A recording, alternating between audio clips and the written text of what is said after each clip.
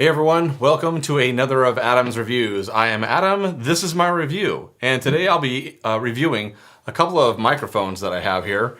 One is the Rode VideoMic, and this is the Technica AT8024 microphone. As you can see, one of them is considerably larger than the other ones. The Rode is just gigantic compared to the Technica. With regard to what powers them, this one here is powered by a 9-volt battery.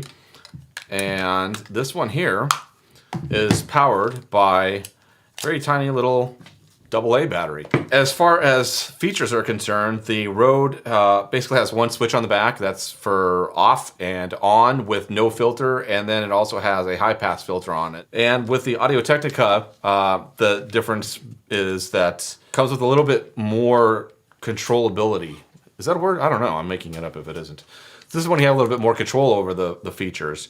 It has a off switch, and then there's two different positions that you can put it in.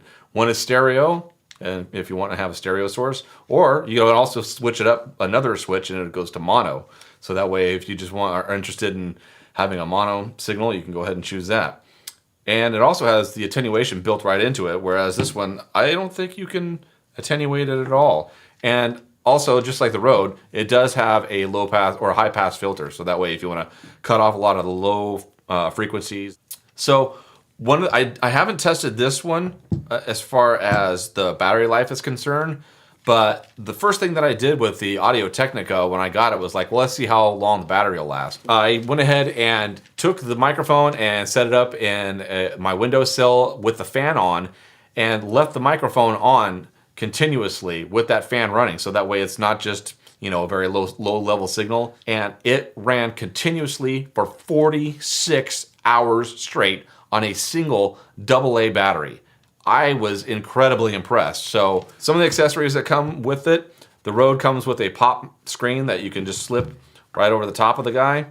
That'll help like on interviews or sources where there's loud transients that, have air hitting the microphone. It'll cut down on that.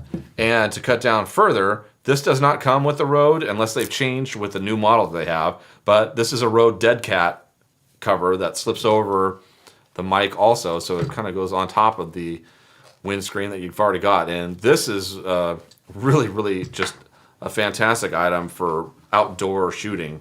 If you have a windy day, this thing right here, it may look goofy, but when you're out there in the wind and that wind is hitting your mic, I'm sure you've seen plenty of other YouTube videos where somebody hasn't bothered trying to adjust for the fact that there's wind. And similarly with the Technica, it also comes with a nice pop screen that you can put on the top of it. And the nice thing about the Technica is that it actually comes with a DEADCAT. I think for this one, you have to take the pop screen off first, and then it just slips right over the top of that, and it actually will slide right over the back end of the microphone too. Kind of hold it in there nice and securely. The differences between the two DEADCATs are, I'm thinking that maybe the Rode might win out on the wind challenge, because this looks like it has a heck of a lot more surface area to dissipate the wind, and this one's a little bit shorter. So this one might not do as well, but who knows? Maybe the difference will be negligible and you won't even be able to really tell the difference between the two of them. So one of the things that I forgot to mention was that I needed to go ahead and conduct a test of just using the microphones inside of an average studio like I'm in right now. So what I'm recording with is the Rode microphone, and it doesn't have the windscreen or the DEADCAT on because I'm inside, so there's absolutely no need, and it's far enough away to where it shouldn't matter whether or not I have the pop screen or the DEADCAT on. So the microphone itself is about 6 feet away, and it's mounted onto the Sony Alpha right now that I'm recording with. And the low pass cut on it right now is off, so this is the full spectrum. And the next thing I'm going to do is try it out where the high pass filter is actually engaged. So let's go ahead and give that a shot and see how it sounds. Okay, so the high pass filter is on right now, and I don't really know if that's going to make a huge difference with what I'm actually shooting. The source material right now is just me talking, so it might not pick it up very well, but maybe you'll be able to tell the difference, maybe not, I don't know. I guess we'll find out when I'm editing this thing, right? So next up is going to be the Technica without the DEADCAT or the pop filter on it, and we'll see how that sounds.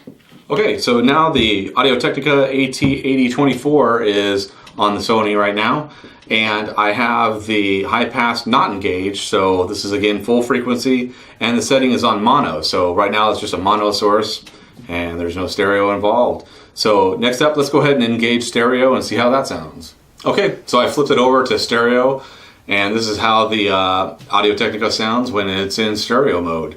So next up, let's go ahead and engage the high pass filter and test that thing out and see how well that compares to the Rode's high pass filter. Okay, so now the high pass filter is engaged. So this is pretty much the same configuration that the Rode microphone comes in, which is where it's in stereo mode, and you have either the choice of engaging the high pass filter or leaving the high pass filter off. Okay, so I have a simple pendulum set up here to do the shock testing with. It's just got a 2-pound weight on it. It's got a vinyl coating on it, so that way it won't give any kind of like really sharp, high frequency transient spike. It should just be in a nice dull thud.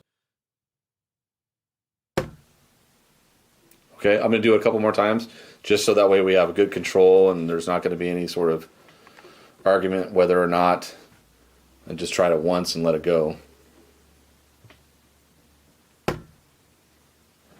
We'll do it one more time. I'll do it 3 times on each of the microphones too, just to be thorough.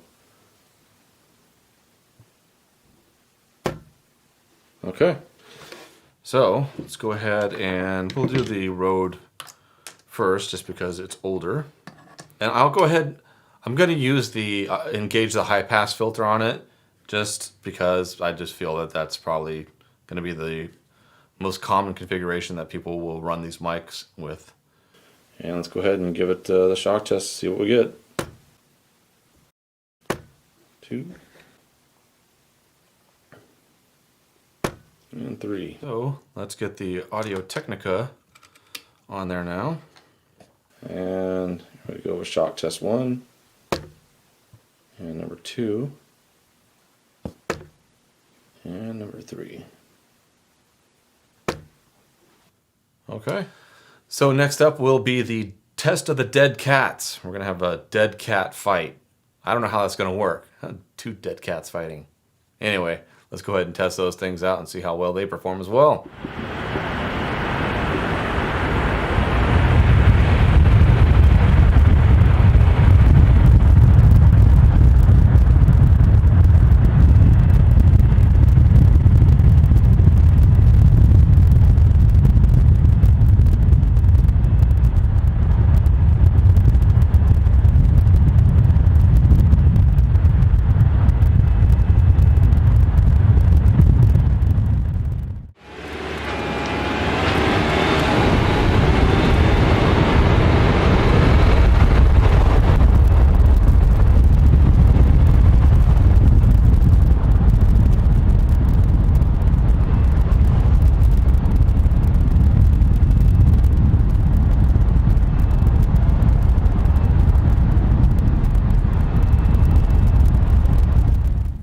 Okay, so what do we learn about these 2 microphones? Well, one of the things that I learned was that my strike test was a miserable failure because I wasn't able to really conclude one way or the other whether or not the shock mounts did much of anything. I think maybe a better test would have been something that would have like shook the table that they were on or something along those lines, but I don't really have the time to go and construct something like that.